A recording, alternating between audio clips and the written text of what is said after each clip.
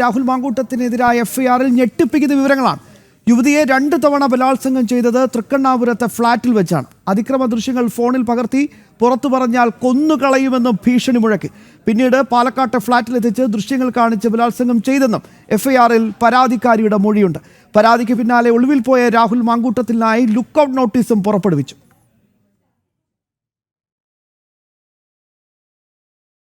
പതിനെട്ട് മണിക്കൂറിലേറെയായി പാലക്കാട് MLA രാഹുൽ മാങ്കൂട്ടത്തിൽ ഒളിവിൽ തുടരുകയാണ്.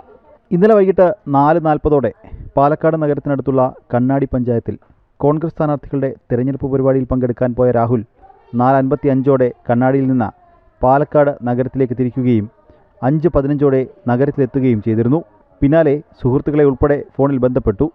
ശേഷം 5:45 രാഹുൽ ഫോൺ സ്വിച്ച് ഓഫാക്കി മുങ്ങുകയായിരുന്നു. MLA ഓഫീസ് പരിസരത്ത് നിന്നാണ് ഫോൺ ഓഫാക്കിയത്. 6:10 രാഹുലിൻ്റെ പേഴ്സണൽ അസിസ്റ്റന്റുമാരുടെ ഫോണും ഓഫായി.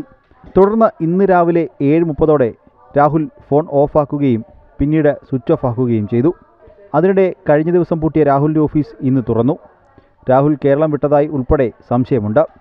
അതിനിടെ രാഹുലിനെ ന്യായീകരിച്ചും അതിജീവിതയെ അപമാനിച്ചും പാലക്കാട് MP VK ശ്രീകണ്ഠനും DCC പ്രസിഡന്റ് A തങ്കപ്പനും രംഗത്തെത്തി. ഈ വിഷയത്തിൽ MP നമ്മൾ ചോദിക്കുമ്പോൾ ഓരോ ചോദ്യങ്ങൾക്കും പറയുന്നു. ഒന്ന് സ്വർണ്ണക്കൊള്ളയെ കുറിച്ച് പറയുന്നു, ഒന്ന് DYSPയെ കുറിച്ച് പറയുന്നു. ഇതിലൊക്കെ ഉപരി കോൺഗ്രസ് അതെല്ലാം വാർത്തകൾ തന്നെയാണ്. സ്വർണ്ണക്കൊള്ളയും DYSPയുടെ വിഷയമൊക്കെ വലിയ വാർത്ത തന്നെയാണ്. സ്വർണ്ണക്കൊള്ളയും DYSP വിഷയമൊക്കെ വലിയ വാർത്ത തന്നെയാണെന്ന് ഞങ്ങൾ സമ്മതിക്കുന്നു. അതേസമയം തന്നെ രാഹുൽ വിഷയം വളരെ പ്രധാനപ്പെട്ടതാണ്. അപ്പോൾ ഇതിൽ കോൺഗ്രസ് ഇരയ്ക്കൊപ്പമാണോ വേട്ടക്കാരനൊപ്പം? അതെ, നിങ്ങളുടെ ഒരു വ്യാഖ്യാനത്തിനൊന്നും മറുപടി പറയാൻ കിട്ടില്ല. നിയമത്തിന്റെ വഴിക്ക് പരാതി നൽകിയാൽ അത് പരിശോധിച്ച് നടപടിയെടുക്കേണ്ടത് പോലീസിന്റെ. അത് നിങ്ങൾ രണ്ടുപേരും പരസ്പരം ചോദിച്ചാൽ മതി. നിങ്ങൾ ആരുടെ കൂടെയാണ്? നിങ്ങളിപ്പോ ചോദിച്ച എനിക്ക് നിലപാടുണ്ട്.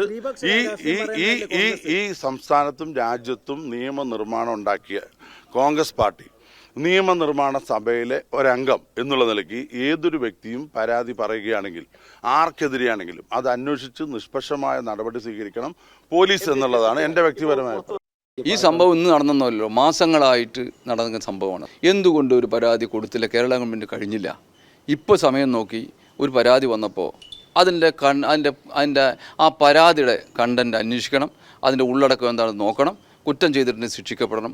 ഒരു തർക്കം വേണ്ട. അതിനകത്ത് കേരള ഗവൺമെൻറ് ഒരു സമിതി വെച്ച് പരാതി അന്വേഷണം നടക്കുമായിരുന്നു. ആരെങ്കിലും പരാതി ഉണ്ടോ അല്ലേ? എന്തുകൊണ്ട് അന്ന് ഈ പറയുന്നവർ ജീവിച്ചിരുന്നില്ലേ? കൊടുക്കേണ്ട അന്തസ്സായിട്ട് ഉണ്ട് എന്ന് പറഞ്ഞാൽ അന്തസ്സായി പറയണ്ടേ? അവിടെയാണ് വേണ്ടത്. ഇത് ഈ സമയത്ത് നോക്കുമ്പോൾ അത് എനിക്കൊരു സംശയം.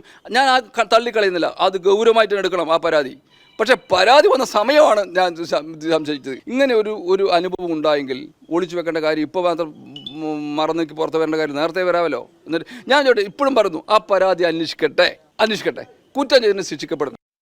രാഹുൽ പാലക്കാട് തന്നെയുണ്ടെന്നും പാലക്കാട് നിന്നുള്ള കോൺഗ്രസ് നേതാക്കൾ തന്നെയാണ് സംരക്ഷണം ഒരുക്കുന്നത് എന്ന ആരോപണവും ഉയരുന്നുണ്ട്. ജനം, പാലക്കാട്.